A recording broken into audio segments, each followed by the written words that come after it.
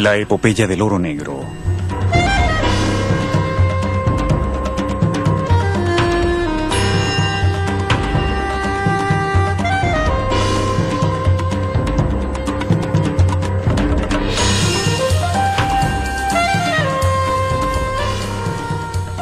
Apenas 100 años después del comienzo de la era del automóvil, los expertos advierten que el hombre ya ha quemado casi la mitad de las reservas mundiales de petróleo que le ha tomado millones de años a la naturaleza en producir.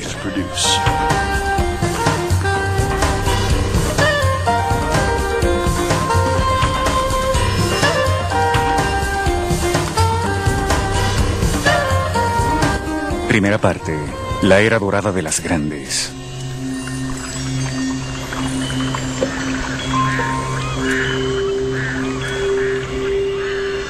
Apenas el petróleo fue descubierto en cantidades grandes, se crearon enormes compañías, principalmente anglo-estadounidenses, llamadas las grandes, para su extracción, refinación, transporte y comercialización.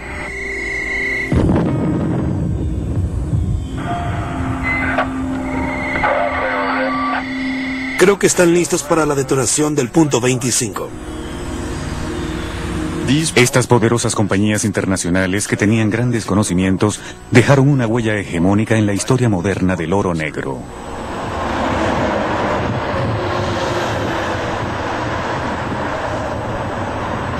La fiebre del oro negro.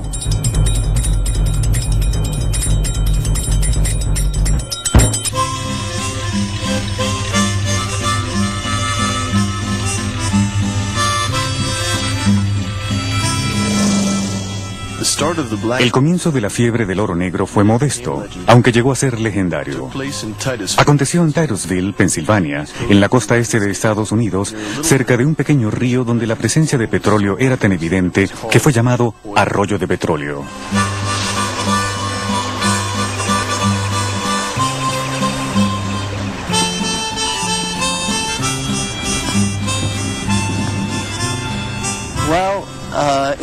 Desde un principio se sabe que el petróleo se filtra fuera de la tierra en ciertos lugares.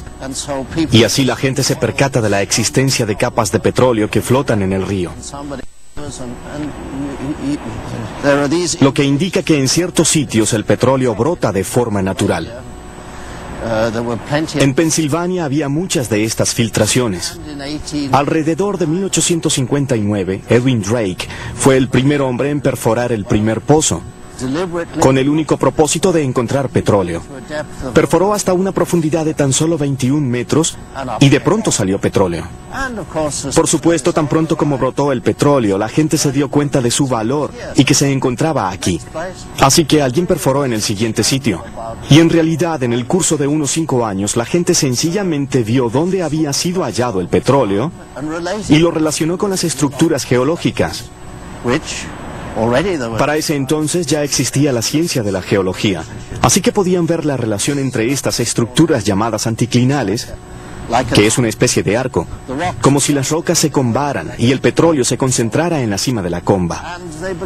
La gente comenzó a ver esto de una manera práctica. Una vez que se encontraba una estructura que contenía petróleo, se le hacía un seguimiento y luego se buscaba otra. Y en realidad, a los pocos años de los primeros pozos, lo fundamental para hallar petróleo ya era conocido. Drake era un aventurero en busca de fortunas. Decía ser coronel para enaltecer su reputación y conseguir socios más fácilmente. Era el arquetipo del exitoso pionero petrolero estadounidense, y muchos otros siguieron su ejemplo.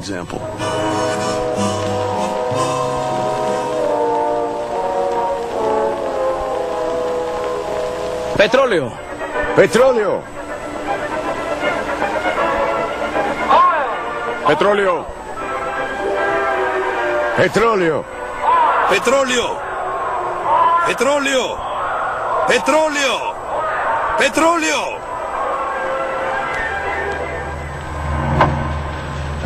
Después de su descubrimiento, se apoderó de Pensilvania un frenesí por buscar petróleo.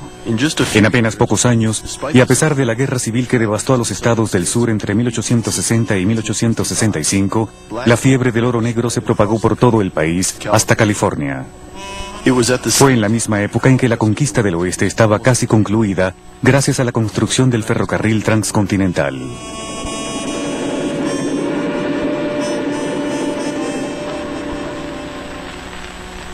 Para 1850, varias décadas antes de la época del automóvil, la necesidad de petróleo aumentó rápidamente debido al desarrollo del transporte ferroviario y la mecanización, que requerían mucho lubricante industrial elaborado hasta entonces con aceite de ballena.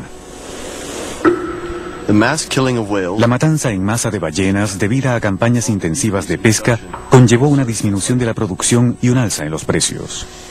El lubricante de hidrocarburo, que era más barato y más eficiente, comenzó a ser usado como reemplazo, salvando así las ballenas de una muerte segura. Al mismo tiempo, un gran cambio ocurrió en la iluminación residencial, cuando las lámparas de querosén dejaron de ser un privilegio solo para la clase pudiente.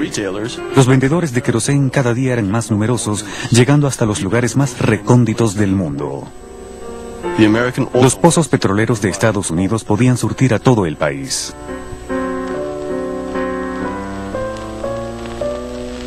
¿Vas a afirmar que el grupo de los tres integrados por México, Venezuela y en Oklahoma, Luisiana, Colombia siempre fue una farsa? El presidente venezolano Hugo Chávez afirmó que, de acuerdo con un diario local, formaban un bosque tan Venezuela denso que era quiere posible caminar deshacerse de una de ese torre a grupo. otra sin pisar el suelo. Esta proliferación se debió principalmente a una particularidad de las leyes estadounidenses.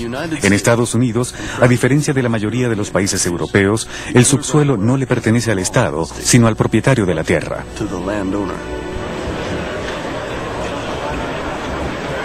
Aprovechándose de esta ley, miles de pequeños propietarios se convirtieron en buscadores de petróleo en cualquier terreno que poseyeran. Los propietarios de los pozos eran tan desorganizados que se presentó una amenaza de inundación en los estados petroleros. Esto produjo una caída en el precio del crudo. Rápidamente, la situación se tornó anárquica. Los reyes del petróleo.